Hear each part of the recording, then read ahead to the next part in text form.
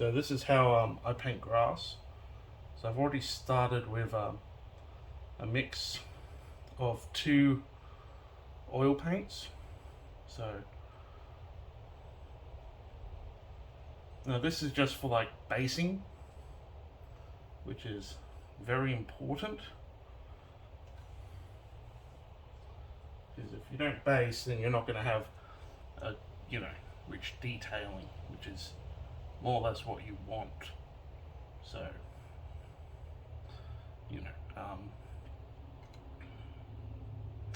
so I've already started out with a small based area. Ideally,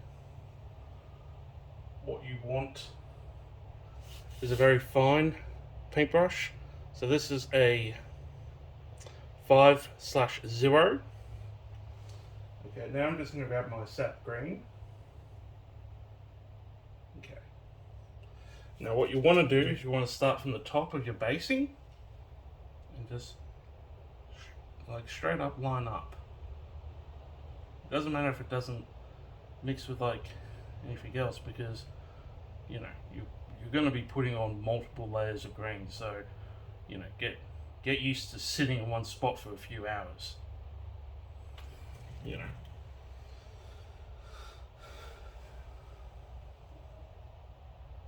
Probably is like a hell of a lot more faster ways to do this, but this is just the way I like to do it, because to me this is some good meditating, more or less. And it's just relaxing. And go over some of the other side just so it has a bit of a better blend.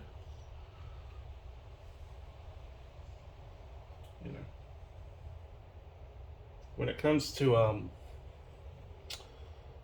paint, when it comes to like oil paints, I do prefer my Bob Ross, because I do like using Bob Ross oil paints, because they're very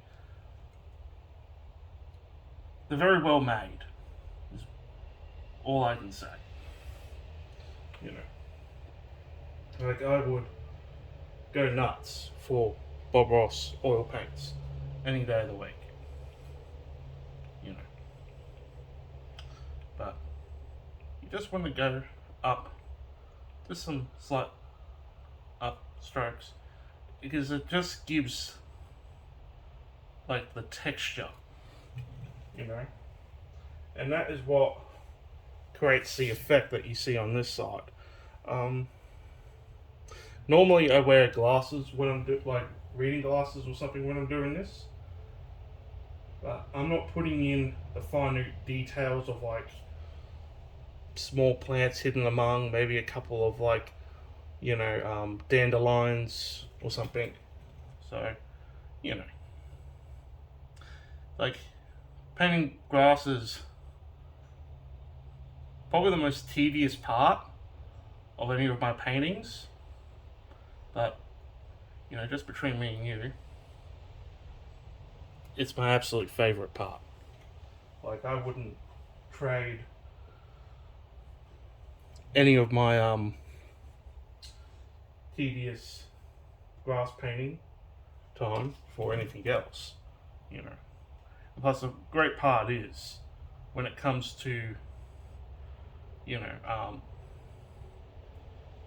putting in shadows, all you have to do is just more or less grab a little bit more of like an intense green. So sometimes I go for a forest green, or I just mix maybe a tiny bit of crimson, like crimson red, into it, into like sap green, and that just creates, a really cool effect, in my opinion. Like how I discovered this technique of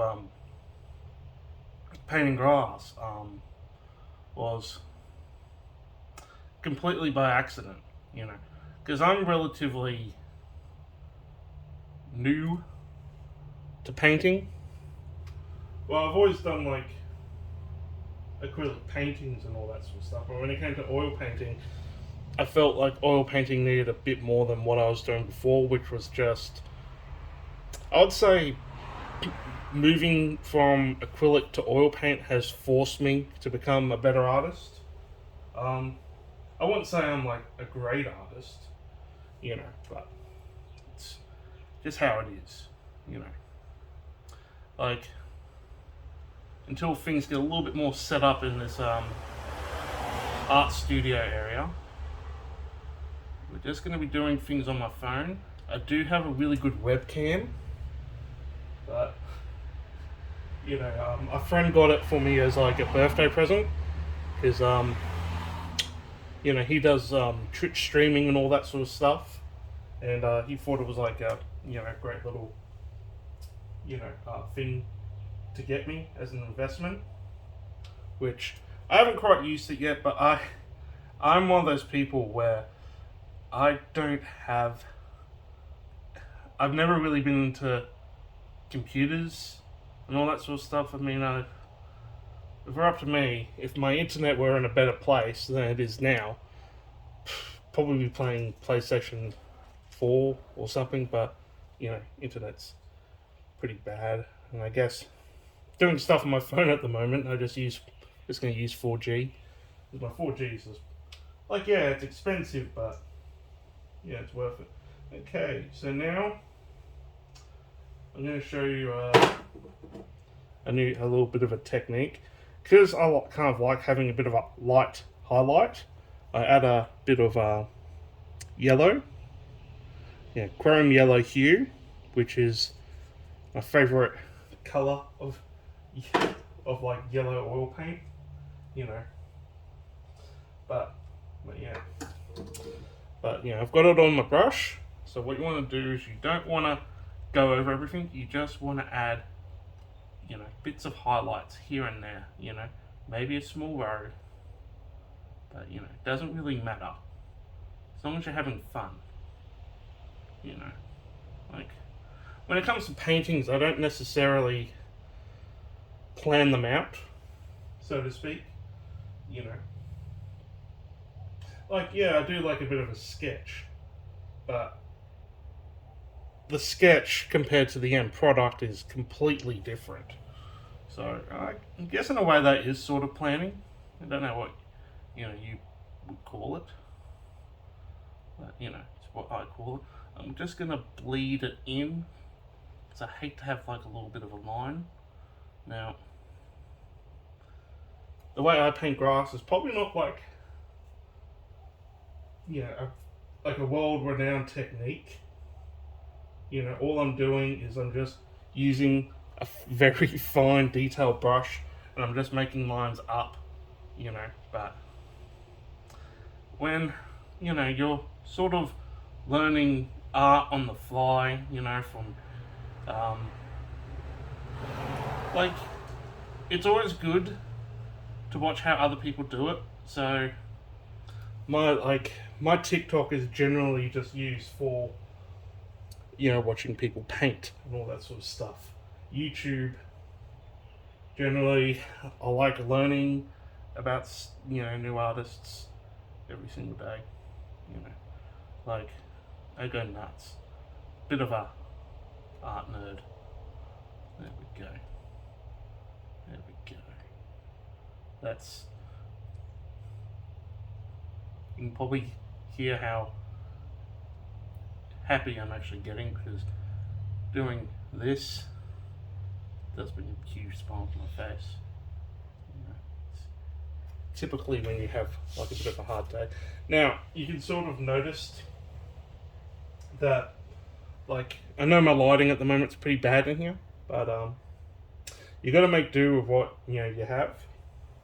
But you can sort of see that the grass that I just painted here compared to this is a lot lighter.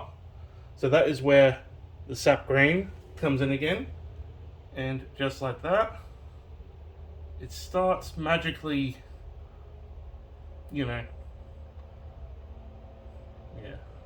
Sorry, I'm literally getting too happy for words at the moment. You know, it's probably someone's probably going, "No, this is a bit weird. This guy's doing something tedious." But now you want to change up how you're doing it. You don't want to go in rows because grass in real life doesn't go by any logical patterns. Like it does. Everything has a logical pattern to it. All plant life. You look at petals and all that sort of stuff on a flower, and it just has, it goes into a spiral. It takes. Then again, kind of, you have to force yourself to see randomness and stuff. Well, I have to. Don't know if anyone else has to. Some people, it's like probably a bit of a weird topic to talk about. But yeah, but as you see, it's already starting to blend in together. So pretty soon, I'll be able to start on the next, and next, and next, and next. But when you're learning, painting and all that sort of stuff, as you're going, it's funny because you will probably spend a lot of time looking at things and breaking down the colours, and I do that quite a bit, to be honest. Nobody else, I don't know if anyone else does, but when I'm out and about and I see the sky particularly, maybe because it's my favourite shade of blue, but I always see the sky as being Prussian blue. Prussian blue, I think Zisky Baczynski used to use it a lot, but he had because he grew up in Poland during World War II. That would have been terrifying. Oh, it's Anzac Day in Australia, in case you haven't noticed. But but you gotta keep yourself entertained, I guess. Another thing I tend to do quite a bit when I'm painting, I like listening to podcasts on Spotify, maybe Spotify radio. You've got to listen to all kinds of different music because it just, keeps you from going insane, I guess. But yeah. Alright, cool. So I'm going to use my yellow again. This is just how I do things. So you see that there's certain areas that I want to highlight. There we go. There we go. Because this is where you can make little indentations. Because sometimes when you come up to a field, is a field always,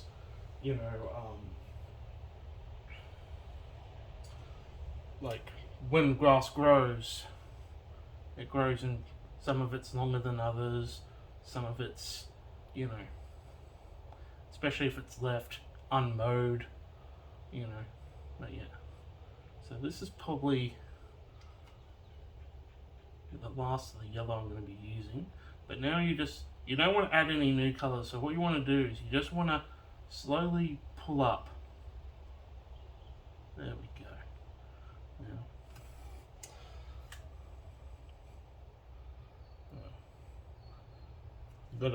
I've got to fix this little part here, as I've noticed. I think sometimes you do spend some time noticing stuff. But yeah. Well, that sounds a bit redundant, but this is what I like to do. So you grab your linseed oil, and on your palette, I like using these bottles because look what you can do. With this. There we go. You can just put one drop at a time, and that is just as an artist, that is just, this is just like meat and potatoes to me,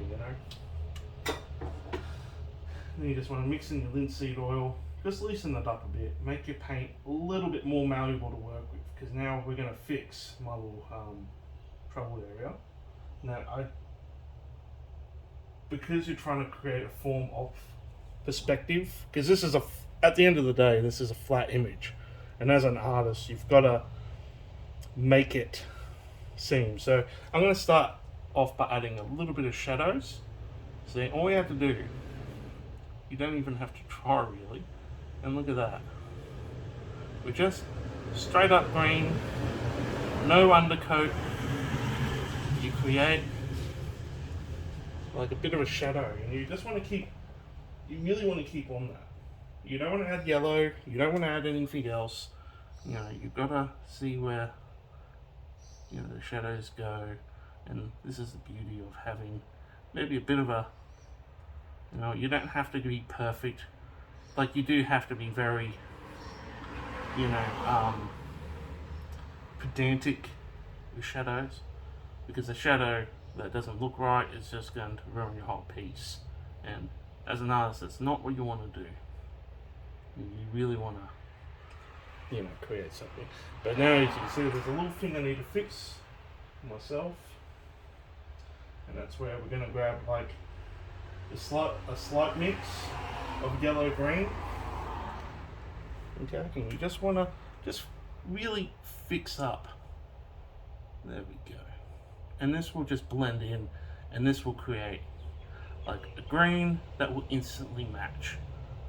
You know, sometimes it's, as an oil painter, you learn how colors more or less interact with each other.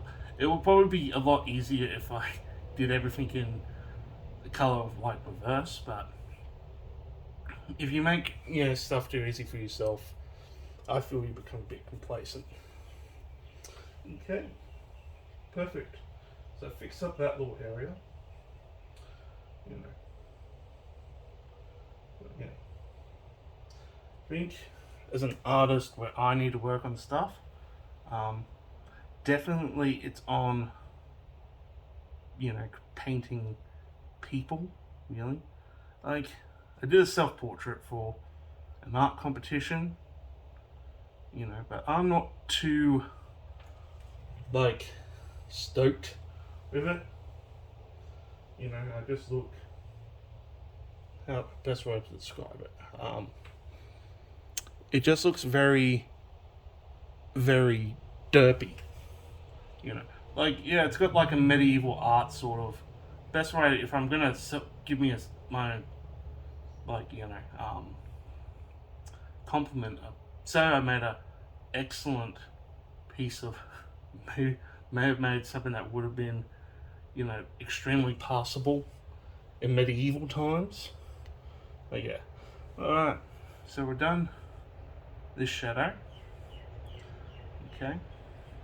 Now, because I was just going to leave this complete, like all these up here complete, like, you know, the hill part completely blank and bare, but I've sort of changed my mind. So you can see that I have got a bit of a shadow going on there. I'm going to be straight up replacing that. You know, this is why my phone is absolutely chock full of pictures of photos I've taken of trees. You know, because I don't know about anyone else out there, but you know, I absolutely love the way trees look. So again, you want to go, but this time, because I have a guide there, probably what I should do for all my other times, you know, probably make guides, you know, but there we go. What you want to do is you just want to more or less follow the flow of like how the tree will go. So you kind of don't have to really focus too much on things. You could just more or less just really go over and over. Normally I would do something, but because I've made such a muted, because I use like a green undercoat, you sort of see how it just sort of instantaneously, you know, shows out. You know, but we could add like, I'll probably go over this again, because that's the beauty of oil painting is, you know, you can more or less continuously go over this until you literally get sick and tired of doing it. But, you know, some people out there will just probably go for. And I think that's beauty of like art is you always do look out for like ways to make your life a bit easier as an artist. You know, you will buy stuff and all that sort of stuff. But as you can sort of see, I've really got the shadows going. I'm quite pleased with that so far, so I might not go over this after all. You know, and I'm probably gonna have to create maybe just a bit of a exit plan, but you know, just want to get on the edge. There we go. And with shadows, you don't have to do as much detail as you do with the tree. You know, some people out there probably do it way differently. I'm not saying my stuff's gospel. This is how I do things, so I'm not asking anyone to join my cult of doing things. But with that, you don't really need to do anything else. So I'm now just going to grab my my palette knife. Just going to grab a little bit more green and mix it into my nude colour. Because I've just had a brainstorm. You know, there we go. I don't really need to mix it up too well. A brainstorm. So because I'm fixing certain things, don't need to focus. I'm just going to go right here. There we go. Just do that. Just more or less. There we go. Fix up everything. You know, this is. If only things in life could be fixed this easily. Sometimes, like, there's some parts of art that will ultimately frustrate me. Okay, I'm going to grab a little bit more of my stronger sap green. You know, my whole philosophy is green and yellow are best friends. You know, there we go. Green and yellow are best friends, and green and yellow, they just go so well together. You know, it's like, geez, I'm talking about them as if they're, you know, in a relationship. Geez, I probably do spend too much time by myself, but that's, I don't know, I'd say I'm quite, yeah, I probably spend a lot of time with people because I go to an art studio 2 days a week, you know, more or less just to, you know, improve. It's another tip if I give it to anyone who's thinking about becoming an artist. Find a group of people that are interested in art. Don't always have a good mix of people in your life, you know. You don't want to be hang out with like people that are so similar to each other. You know, you've got to force yourself to meet new people, you know, every single day. But working in an art studio with people that, you know, you don't know, really get out of your own comfort zone. That's another free tip. You don't want to spend your entire life, you know, just sticking with the same group of people every single day, because, you know, ultimately it's not like you're going to get bored of them. But having people with different mindsets to you, like maybe someone that's like, you know, doesn't think the same way. That's what I'm trying to say. You know, it's like I come across some artists that I find to be way more talented than me, and you can't give up, really, because even if you know that someone's doing better than you at art and all that sort of stuff, and you're like going, oh geez, I'm never going to be as good as that person, that's just defeatist, you know. You really gotta work for it. And like after a while, like yeah, there have been times where I've come across people's comments, you know, when someone goes, "Oh yeah, this is just a waste of time," and all that sort of stuff. You just gotta more or less. Best way to the healthiest way to describe it is, you've got to learn to more or less say, "Hey, you know what? I'm doing art. I'm happy. That's all that should matter." Because if someone else is trying to stop you from doing something that you enjoy, you know, that's their problem, not yours. Yeah. Yeah. I'm feeling really good at the moment. You know, I've got like you know, I'm feeling quite happy with this. I'm not happy with this part so far, but you know, I've got to keep going more or less. Oh yeah, yeah. Now it's better. Okay, now I'm happy with it. Maybe a little bit too happy. Maybe I need to tone down my happiness a bit. Yeah, because yeah. Okay. I think it might be a good idea to go over this part again. I probably will. Oh yeah. You know. Figures an oil painter. One colour that is so impactful, and it just makes such a strong presence, is probably lamp black. Like,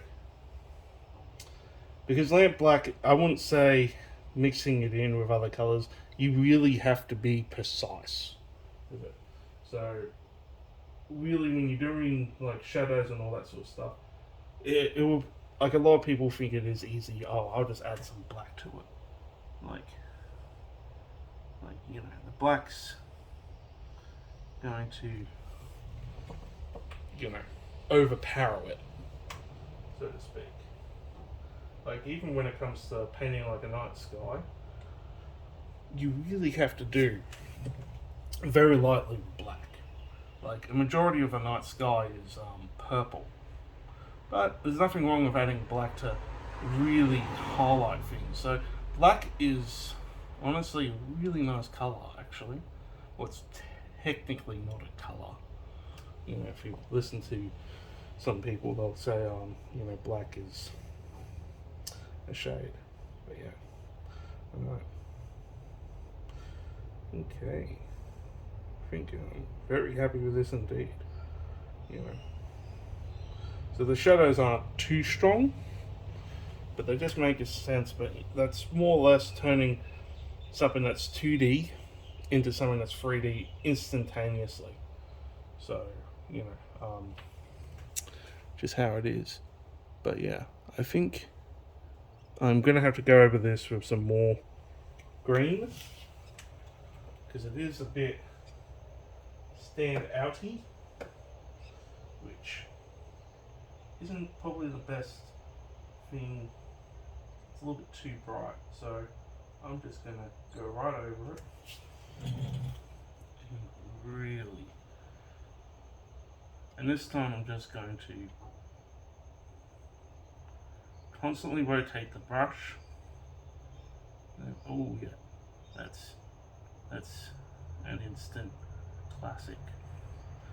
You can see there's a lot of work going into just painting grass. You know, I would normally, for sound issue, I would like to have my garage door shut, but honestly, when it comes to, you know, sound, because I'm using paint thinner, and paint thinner is very, you have to, you know, be in a very well ventilated area. You don't want to be painting with oil paints with paint thinner and, you know, and be in a closed room with no windows open. So yeah, and plus it's just, my street's very loud because, you know, it's Australia and everyone's got cars and everyone drives around. Like, you know, coming across as someone who's complaining. But yeah, don't want to be the young cool guy in the street who constantly tells people to be quiet up, because you don't want to be that guy. Because everyone's like, oh yeah, that guy's telling us to be quiet again. But yeah, I like that. There we go. Now, this style of painting of grass, you'll be burning through, well, not necessarily burning through tubes of sap green, but you will be going through it a lot faster than normal. One other tip I need to make: cheap paints are not the way to go.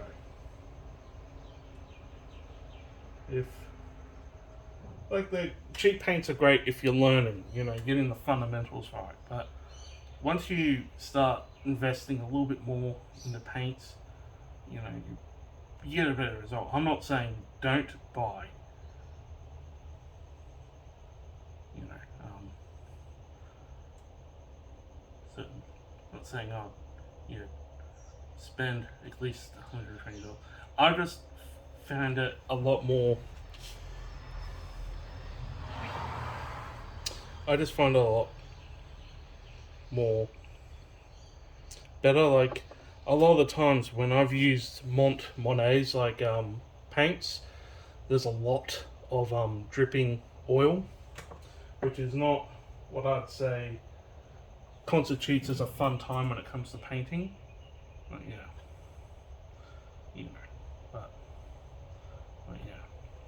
you really want to spend,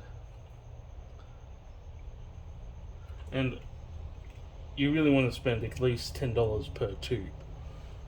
Like Monet's, I can buy it from like a $2 shop for $7, but for a little bit more, I can get Art Spectrum paints, oil paints, which are really good. You even get like the little multi sample packs where it's like a bunch of 10 ml packets. Yeah. Alright, well, just wanted to show you some of my painting abilities. Till next time, this is this is Tim's Creepy Art and Stay Creepy. I don't know if that's a good one to go on.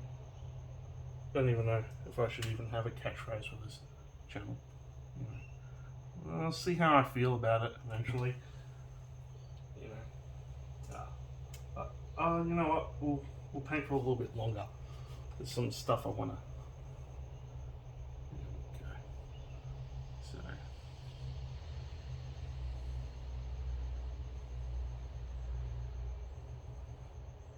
we go.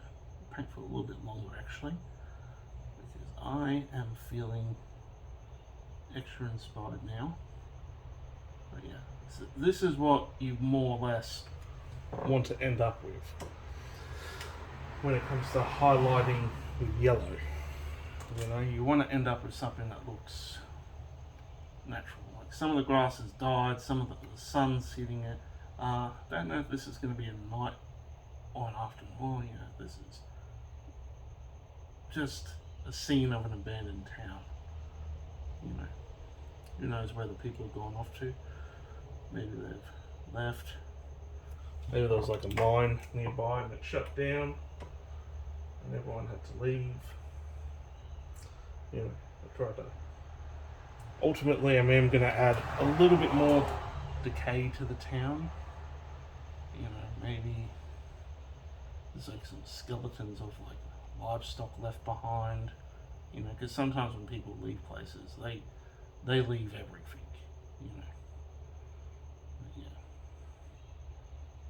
Now I'm going to start bleeding this new paint job in with the old. There we go. See? Everything has a purpose. You know, like, again, I'm gonna sound like a preacher, but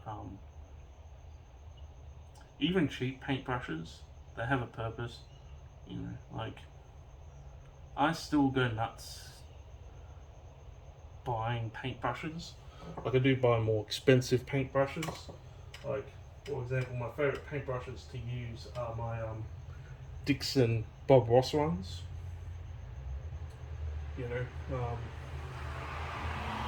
this is just what I'm using now.